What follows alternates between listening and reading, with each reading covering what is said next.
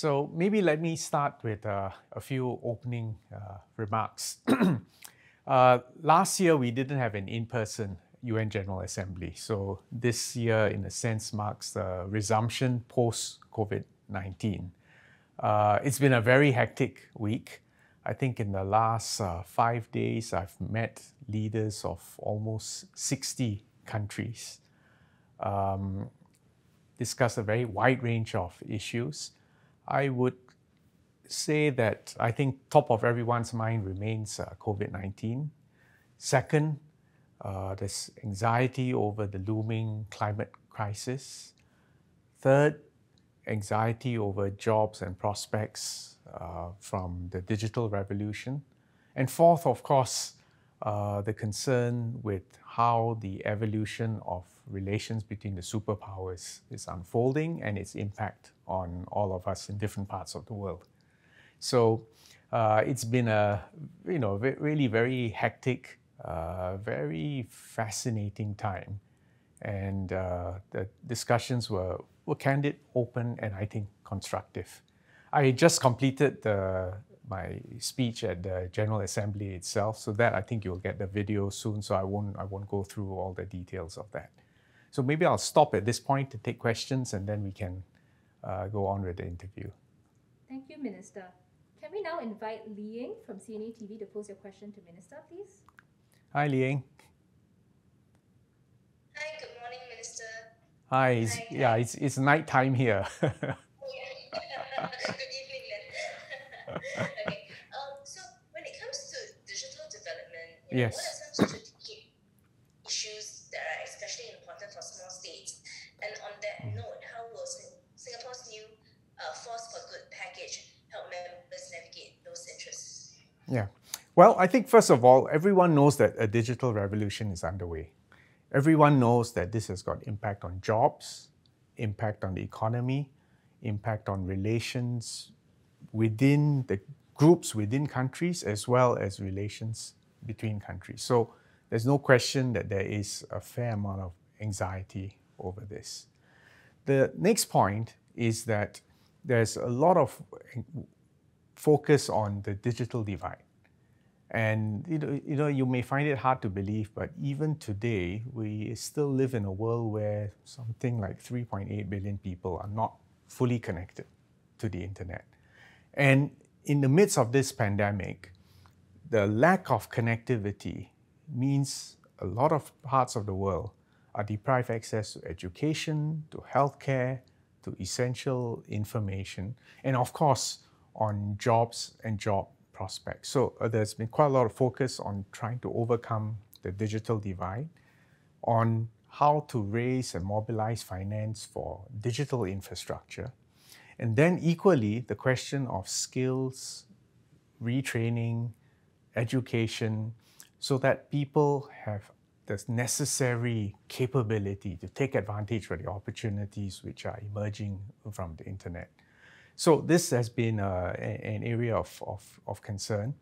The Secretary General has launched what he calls a common agenda, which sets out an ambitious goals of basically, making the world future ready.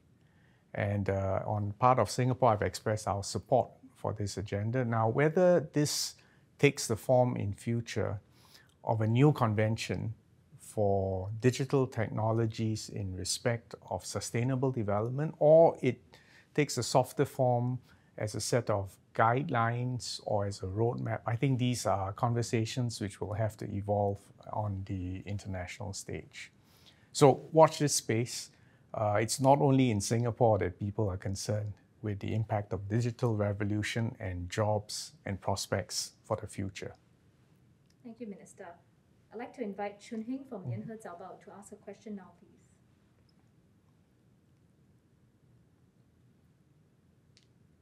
Chun Hing, whenever you're ready. Hi, Chun Hing.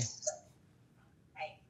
My question is, US President Biden and Chinese President Xi both spoke at the UNGA. Yes. And Mr. Biden, he told world leaders that he didn't have any intention of starting a new Cold War. Xi also said that one country's success does not have to mean another country's failure. Yes. I just want to ask, what do you make of the speeches? Do you Well, think I it's think just rhetorics, or there actual political will on both sides to ease tensions? I listened to the speeches from both President Biden and President Xi. I think they both gave very careful speeches. So, for instance, President Biden said, we must be careful not to tip from competition, responsible competition, into conflict. President Xi said, well, one country's success doesn't mean failure on the part of another country. So, in a sense, I think they're both setting up the scenario so that there can be both competition and cooperation, whilst hopefully avoiding conflict. Now, having said that, I think we're still in the very early stages of this strategic rebalancing, readjustment, recalibration of the relationship. And you cannot assume that things will always be smooth sailing and nothing can go wrong, or that you can't actually end up with a de facto another Cold War, or even sometimes a hotspot. So this is something which I think everyone is aware of, concerned with, clearly on the part of Singapore and the many other small nations in the world. If there is real trouble between the two superpowers, we are all going to be affected, and affected severely. So let's see how this evolves. On our part, and I think I would say on the part of all the other countries and regions of the world, we have indicated that we believe in multilateralism. We believe in a rules-based world order. We continue to believe that trade, investments, common standards, level playing fields, these are the formula for peace and prosperity for the long term. And we hope that even as the superpowers feel their way around each other, that they will still subscribe to this model of a multilateral rules-based world. And after all, that really is the raison d'etre for the United Nations. So I think, or maybe especially now in a post-COVID world, it is essential for people to get together, to meet face-to-face, have conversations, both private as well as public, build reservoirs of trust, cooperation, and hopefully get into a habit where we can collectively deal with common challenges of the world, which include the pandemic, which include climate change, which includes the digital revolution. And the more we can get into a habit of solving problems collectively instead of causing problems, the better for all of us. Thank you, Chun Hing and Minister. Can I now invite Akhil from CNA Digital to ask a question to Minister, please? Good evening, Minister. Hi. Yeah, you mentioned just now that you've had a hectic week with some of the top topics being the evolution, the relationship within superpowers. Minister, I think we've heard many countries, especially in the region, weigh in on AUKUS. Could I find out from you sort of Singapore's stand on this agreement, the implications for ASEAN, and whether you will discuss it during any of your meetings in the US? Well, actually, yes, a few countries did bring up this topic of AUKUS, but actually it wasn't really the centerpiece of concern.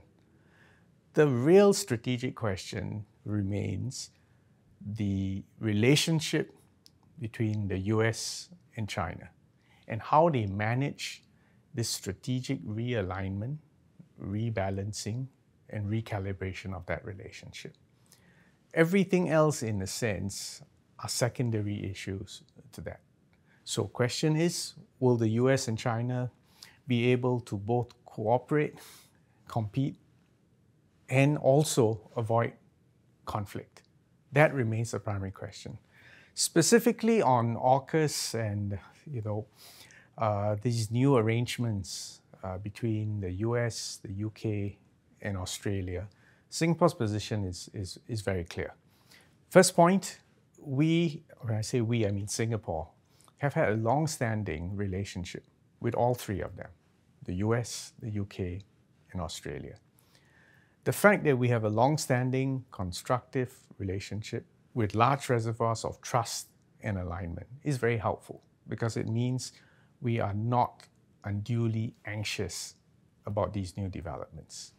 The second point is a hope, and we hope that these new arrangements will contribute constructively to peace and stability in our region of the world. And the third is that we hope that these arrangements will also complement the regional architecture, which has ASEAN as its center and a united ASEAN at the heart of it all. So that's an expression of hope, but we'll have to see how this evolves and how other neighbors and other powers respond to these arrangements. I think the key point to understand is that this is really part of a larger geostrategic realignment. And we have to take these things in our stride. We need to understand what are the primary forces acting on these tectonic plates.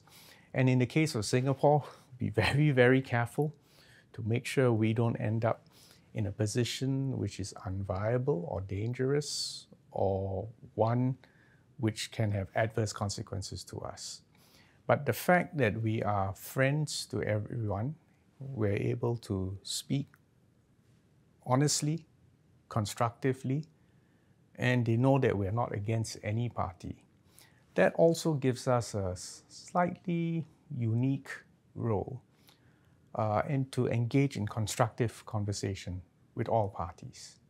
So again, this is something which is evolving even as we speak, and I'm making the point that we will be careful and we will maintain our relationships. We will continue to build those circles of trust, and we will encourage all parties to make a constructive contribution to regional peace and stability. Thank you, Minister. I think we have 2 questions on vaccines. Okay. Can we have Shahida from Berita Harian to ask the first question and then followed by Kayla from Mothership, please? Hello, hi, morning, Minister. Hi, Shahida. Evening, Minister. It's okay. I wanted to ask you about Yes. the vaccination program. Yes. How Singapore has and will play a role in the world's COVID-19 vaccination program? Okay, I think there was another question Yes. as well, right, on Kayla. vaccines. Kayla, can we have your question for Minister, please? Hello, Minister. Hi, Kayla. My question is about Singapore's vaccine contributions under the COVAX initiative. So Singapore has pledged to donate excess vaccines, but vaccine inequality remains a common topic at the UNGA, with the Indonesian Foreign Minister Retno Marsudi saying that there's a shortage of vaccines and that the vaccines available are not evenly distributed. So I would like to ask, to what extent has Singapore's contributions under COVAX helped to alleviate vaccine shortages in developing countries? And is Singapore planning to donate more? Thank you. Thank you. Well, vaccine access has actually been a very major issue at the UN General Assembly this year. Everyone, and some even more so than others, has been desperate to get hold of vaccines in order to vaccinate the population, in order to minimize the impact on mortality and morbidity from COVID-19. So this has been a clear priority at the General Assembly. Singapore has been very fortunate. I mean, we were fortunate because we made advanced purchase arrangements very early on in the course of this pandemic. We also contributed to the COVAX facility, and even now, as the COVAX facility is in a position to start delivering, we have been in a very fortunate position to say we will donate our allocation to our neighbors who may have greater need for that. So I think you may be aware, if you've been following the news over the last 2 months, we have been making arrangements to donate or to swap vaccines which we have on hand with our immediate neighbors and going as far as even down to Australia. So this is our way of being a responsible global citizen, of being a helpful and constructive neighbor, and of being a reliable, trustworthy partner and stakeholder. I would also point out that EDB has also been very successful, and I think sometime next year onwards you will see the construction of facilities by BioNTech, by Sanofi, by Thermo Fisher, so that there will be indigenous vaccine production in Singapore. But again, because actually we are a very small market, everyone knows that those facilities will really be designed to produce and to make available vaccines to a much wider neighborhood. So this is the way Singapore will be a constructive, helpful, and reliable partner. The main problem in the world right now is access and distribution. And you're right, if you look at a global scale, it is still very unevenly distributed. Nevertheless, we are in a fortunate position, and where we can help, we will help. Minister, if you have time for just one more question, if you can oblige. Okay, sure. Can I call on Straits Times, Nirmal, please, who's dialing in from DC, Minister? Oh, Nirmal, okay. To ask a question to Minister, please. I guess I'll be seeing you soon. Yes, good evening, Minister. Hi, good evening. So on the subject of the pandemic again, what are the prospects for relaxation of restrictions on cross-border travel in ASEAN and, for that matter, beyond ASEAN as well? Well, I think these are issues that are being actively discussed. For a start, we've got to settle mutual recognition of health certificates, vaccine certificates. That's, in a sense, making sure our digital systems, our ability to verify records are in place. The second step is to actually decide when and how you can actually liberalize and allow travel. Now, this is a much more difficult point because, as you can see, even in the case of Singapore, these decisions on whether to open or tighten depend very much on the domestic situation at that point in time.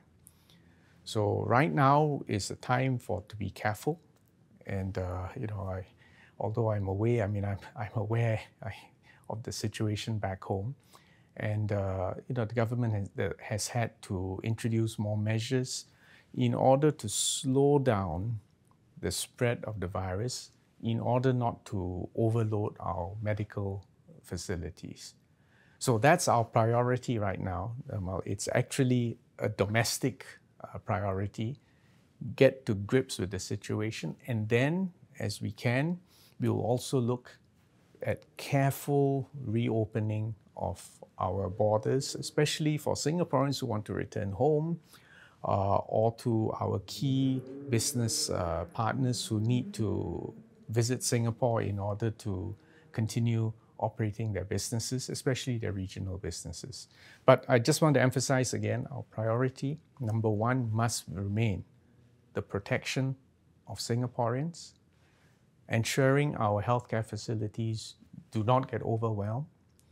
And then, when we are sure we have that in place, then sequentially and safely, carefully open up the borders. So watch this space when we are not out of the woods yet as far as COVID-19 is concerned, both within Singapore and, in fact, at a global level. Thank you, Nirmal, and thank you, Minister. Yes. With that, we've come to the end of the Doorstop for today. We are going to lift the embargo on the Doorstop. Apologies.